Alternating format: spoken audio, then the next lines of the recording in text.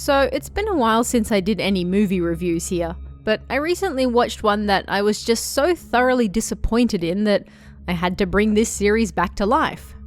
I don't know if I'd go so far as to say I hated the film, but the disappointment was strong enough to bring me here, right now, to talk about it with you guys, so let's head on in and talk about the incredibly strangely named The Forbidden Play. There will naturally be spoilers here, including some of the ending, so if you'd rather watch the film unspoiled first, I suggest you do that and then come back. I went into this movie not knowing a single thing about it, other than it was horror. That's honestly my favourite way to watch films. I don't know what the story's about, I don't know who's in it, I don't know who wrote or directed it. I have zero preconceived notions and the film can simply speak for itself. This one opens with a young family doing regular family stuff at home. The dad, Naoto, is working on the veranda. The son, Haruto, is playing in the yard. And mum, Miyuki, is inside cooking. Naoto and Haruto share a moment when the boy brings his father a lizard tail, fearing that the lizard it came from is dead. Naoto informs him that lizards can regrow their tails, to which Haruto naturally asks if the tail can also grow a new lizard. Naoto decides to humour him and tells him that if he buries it in the yard, performs a special chant, and prays real hard, then sure, the tail can grow a lizard. Of course, he's shocked when he sees his son praying over the lizard tail for a few days and then, suddenly, an actual lizard crawls out of the ground and runs off. Seems his little white lie actually worked. What the hell? At this point, the film is starting to seem a little Pet Sematary-ish. Neat. That's not really something you see a lot of in Japanese horror. I'm in. But then, the tone quickly shifts when this happy family is torn apart by a car accident that kills the mother, Miyuki, and leaves Haruto seriously injured. Naoto rushes to his son's side, and miraculously, the boy is brought back from the brink of death. Well, technically, he did die, but then he came back to life. Praise the heavens. But those who have died don't quite return to normal, so beware. I'm sure you can immediately see where this is going.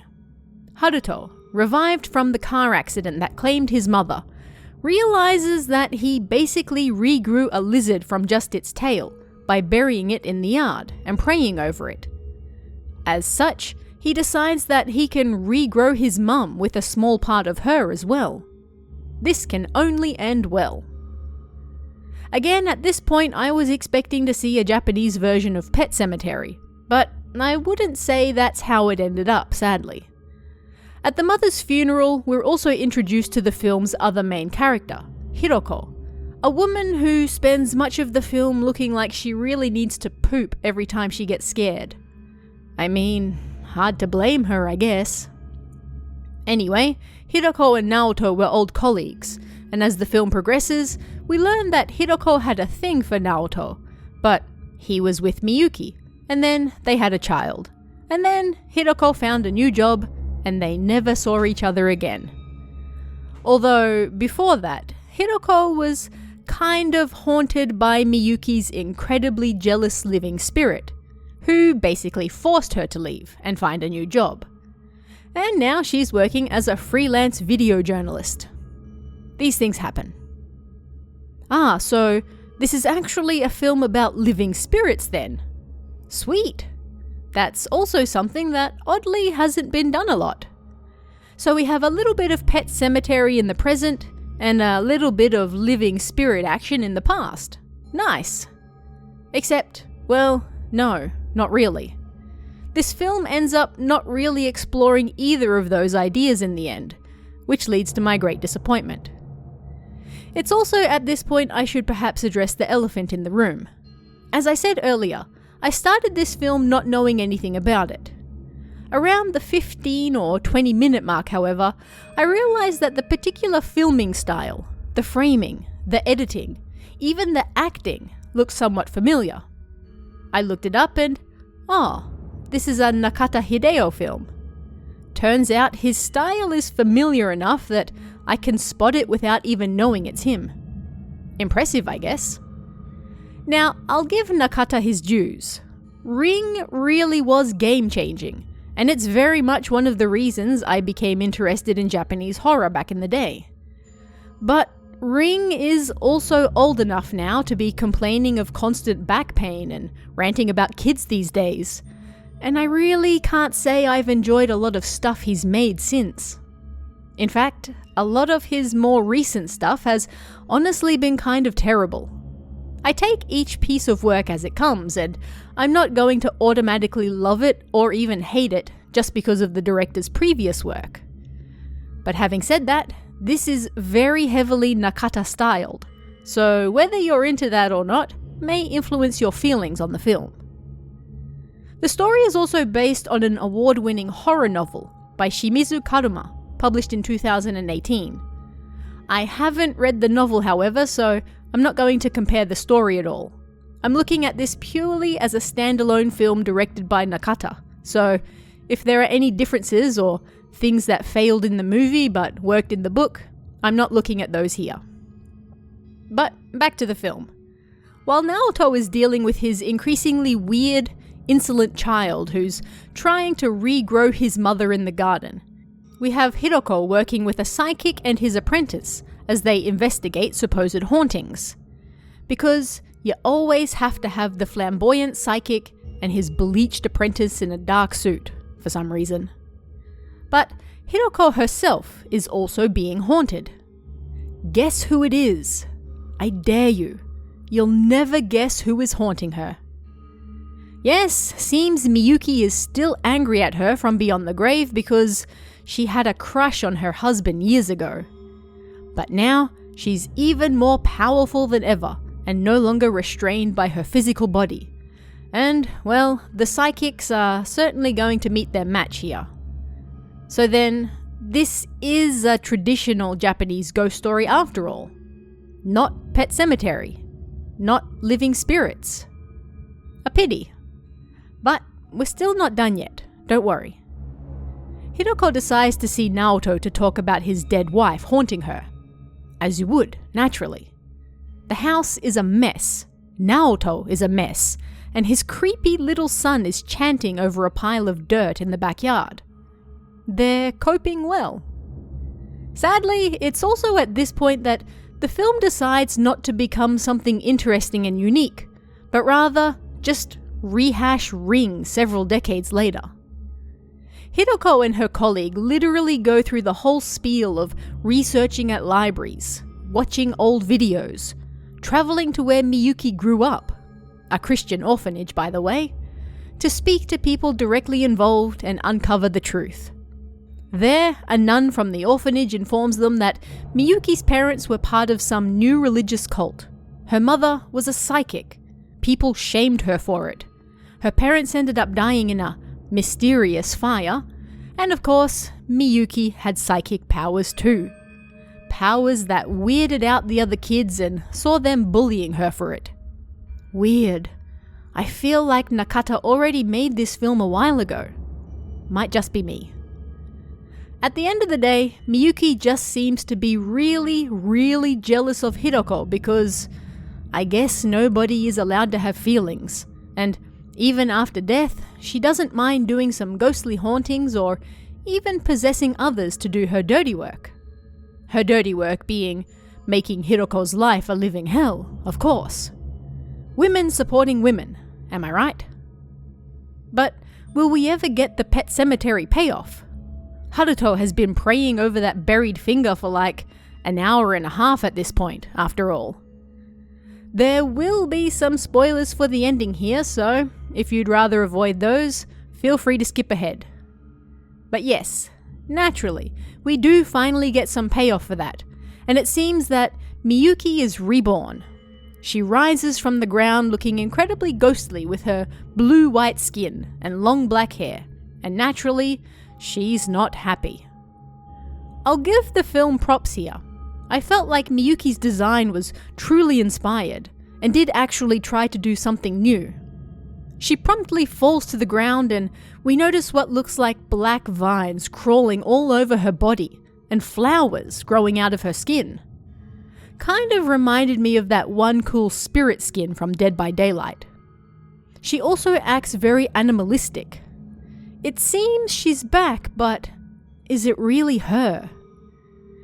Either way, she still has it out for Hiroko, and after chasing her and Naoto around in the darkness for a bit, ends up getting exploded by a train. Don't ask. These things happen. We're safe. We can finally go home.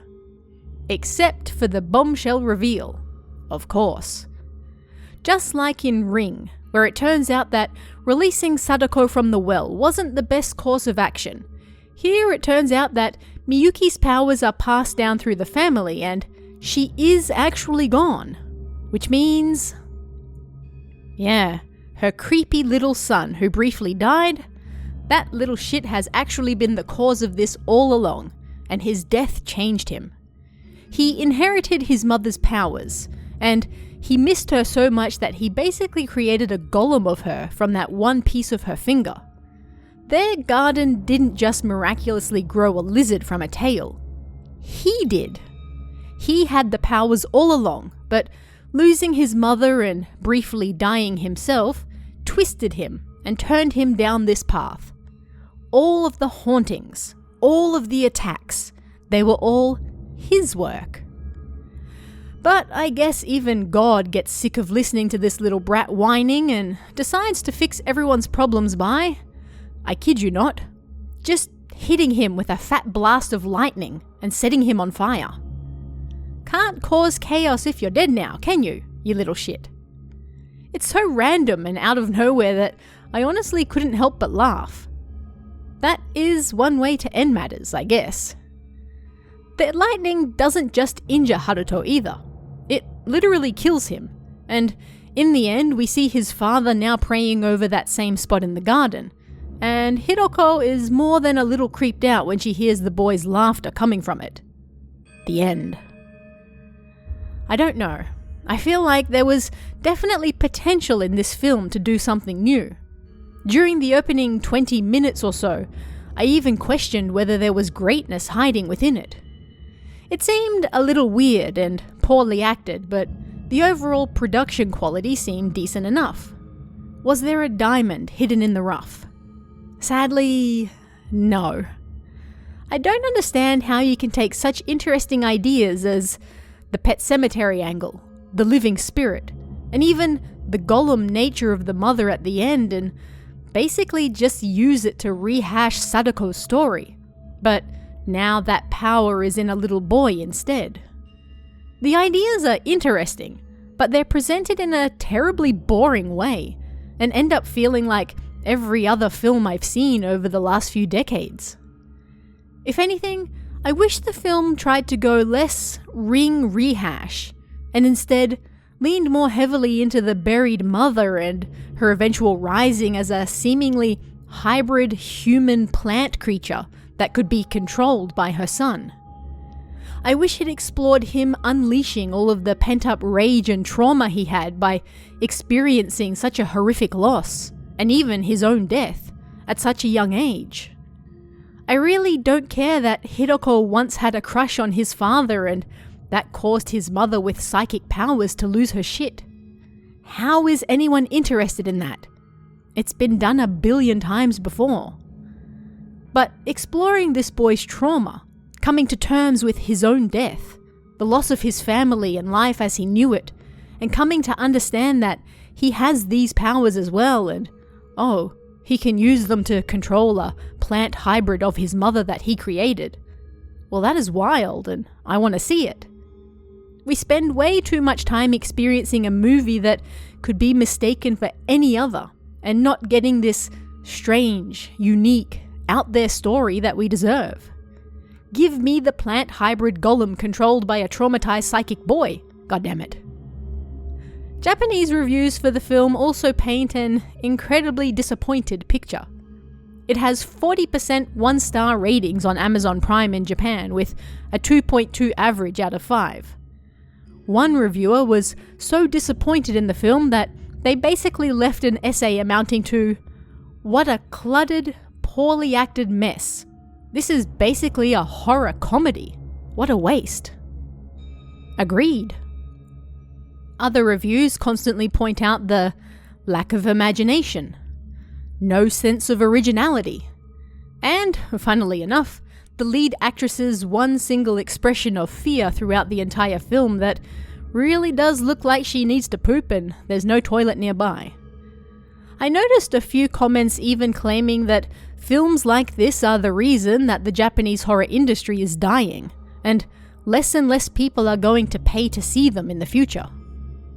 Imagine being lauded as one of the creators that basically helped launch the J-horror film genre internationally, and then, a few short decades later, being told that you're the reason it's also dying. I guess sometimes you really do live long enough to see yourself become the villain, huh? Rough.